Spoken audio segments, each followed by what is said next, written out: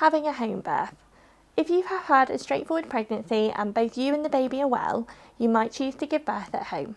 You can give birth at home, in hospital, or in a midwife-led birth unit or centre. Where you give birth is up to you, and you should be supported in your choice, but there are some things you and your healthcare professional might need to talk about, such as where you live, or if you've had any complications during this pregnancy or any previous pregnancies. Your midwife can explain the different options and pros and cons of each depending on your circumstances. You may find your needs and priorities change as your pregnancy progresses. Don't worry, you can always change your mind about where you want to give birth. If you have any complications, you may be advised to have your baby in hospital. This means you and your baby can be monitored more closely and have instant medical help if there is an emergency. There are benefits of giving birth at home, which include: you are more likely to be cared for by a midwife that you know. This is because midwives doing home births will be part of the community team that you will see during your pregnancy. If you have other children, you will not need to leave them, but you will need to have arrangements in place in case you are transferred to hospital. You are less likely to have interventions such as assisted birth or episiotomy than if you give birth in hospital. Giving birth is generally safe wherever you choose to have your baby.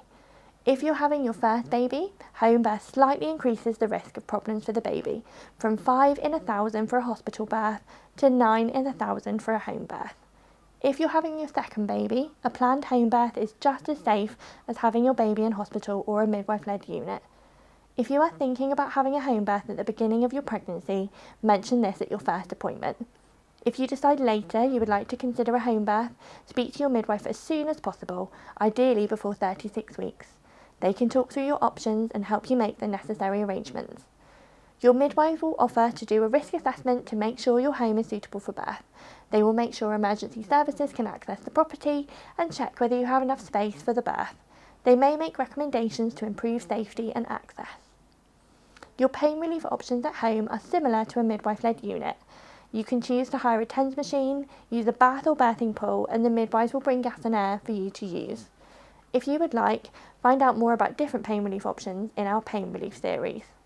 Many people find being in their own familiar environment makes their pain more manageable, and people birthing at home tend to use less pain relief than in hospital. Even if you have started labour at home, you can change your mind and go to the hospital at any time. You will be advised to transfer to hospital by ambulance if your labour isn't progressing or if there are any complications.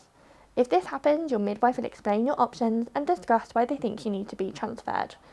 For anyone having their first baby, around 5 in 10 will be transferred to hospital during labour or after birth. Your chance reduces for second babies after a previous uncomplicated pregnancy and birth to around 1 in 10. Your journey to hospital would depend on the reason for transferring. Most of the time, a paramedic ambulance will be called for you, especially if you're approaching or in the pushing stage of labour. In the ambulance, you will have access to Entonox, gas and air for pain relief, if you are in labour. Sometimes it may be possible to go by car with your midwife following. You may not need to use it, but you should pack a hospital bag just in case, and this can also be useful for you to easily access everything you need following the birth. If you need stitches for tear or episiotomy after you've had your baby, your midwife will probably be able to do those in your home. If you have a serious tear, you'll be transferred to hospital. Up to 9 in 10 first-time mums who have had a vaginal birth will have some sort of tear, graze or episiotomy. For most women, these tears are minor and heal quickly. The midwife will usually stay with you for about 2 hours to offer support with feeding your baby and to check that you and your baby are well. When you're both ready and after all checks are completed, the midwife will leave. You'll be given information about how to contact someone if you have any concerns.